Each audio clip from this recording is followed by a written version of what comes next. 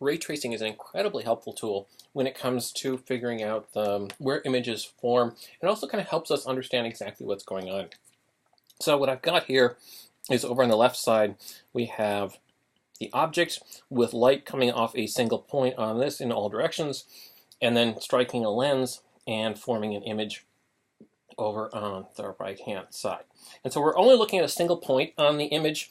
One of the things we know is that for a point on the optical axis, that image point is also going to lie along the optical axis. So by just looking at a single point and then recognizing that whatever's on the optical axis here is going to also be on the optical axis here, we can also get an idea of what that image orientation is going to look like. We notice all of these rays going off in all sorts of different directions. If we have a light source, typically what's happening is light is scattering off of the object, and we've just drawn in a few rays.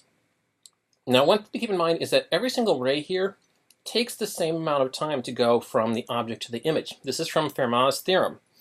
All of the rays that start here and travel along take exactly the same time. Now, you may be wondering how that's possible.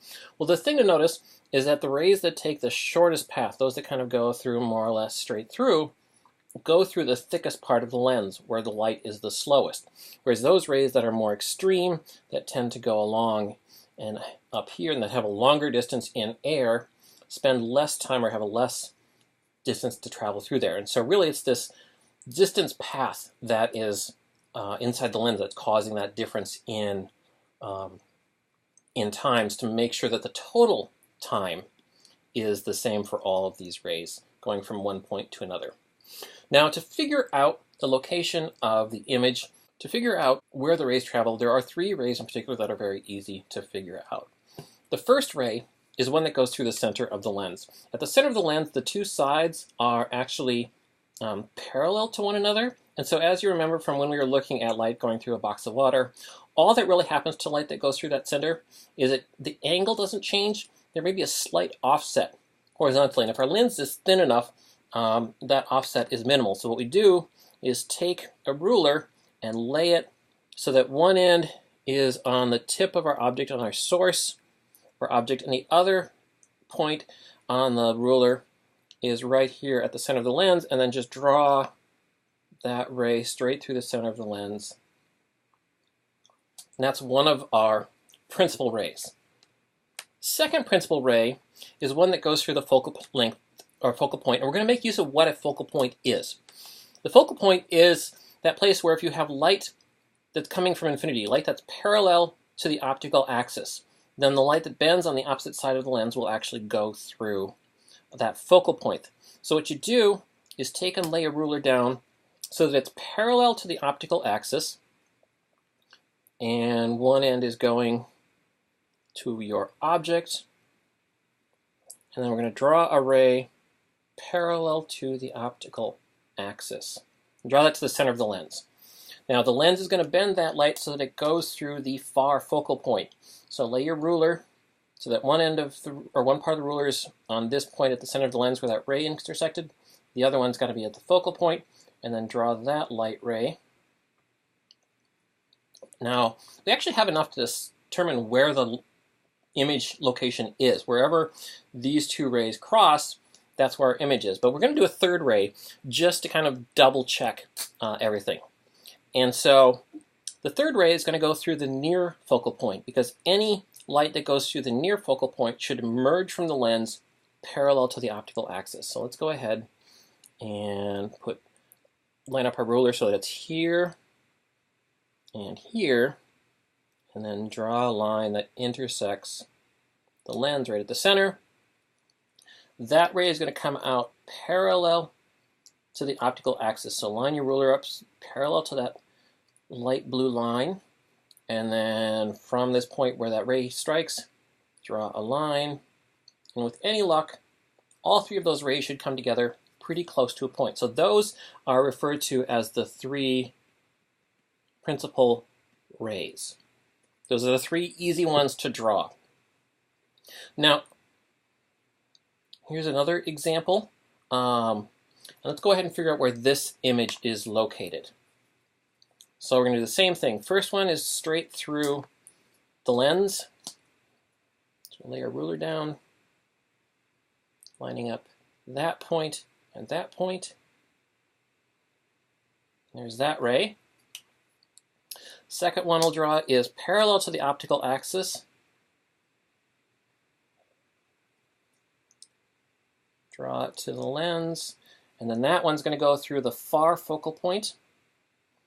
So get your ruler lined up on this point and this point here,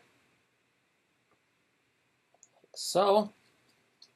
The third one then has to go through the focal point on the same side. Now, the way to set it up is the light just has to look like it's coming from the focal point. So if you line your ruler up so that the ruler is lined up there, and then just draw the line from the object to the lens, that ray is going to come out parallel to your optical axis,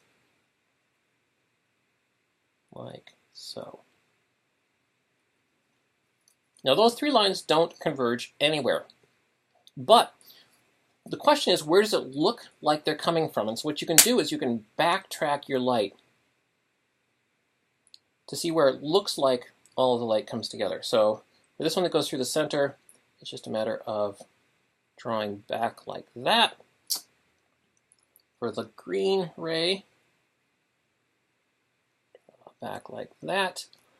And then for the red ray, back like that. Now, didn't do a real good job of getting these to come together, but I can safely say that somewhere back in here is where my image is located.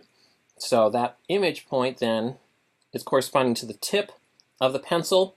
The middle point of the pencil is still going to line the optical axis, and so the pencil is going to look something like this.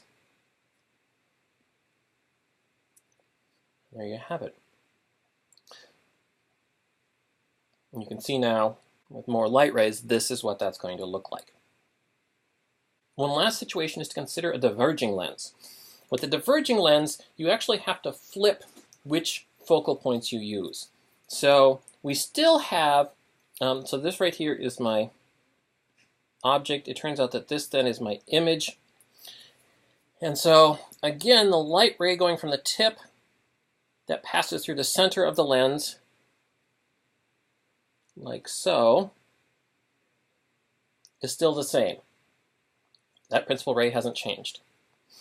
Now the ray that is parallel to the optical axis, for the diverging lens, we need to use the focal point that is to the left. So lay my ruler down so that one part of the ruler is lined here, the other part of the ruler is lined here, and draw that line out like that. While I'm at it, let me go ahead and draw where it looks like that light had come from. Then the next ray to draw is lined up with the far focal point. So place one end of the ruler so that it's on the tip of your object. The other part of the ruler should be lined up on this far focal point.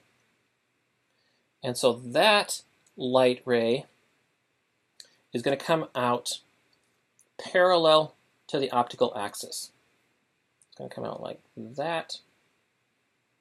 While I'm at it, let me go ahead and draw where it looks like it came from. And sure enough, all three of those lines look like they came from that point right there. So there you have the basics of the three principal rays that are used to locate the image. Now keep in mind, these are not the only rays. There are actually light rays going off in all sorts of different directions, but these three ones are easy for us to help calculate where the image is located.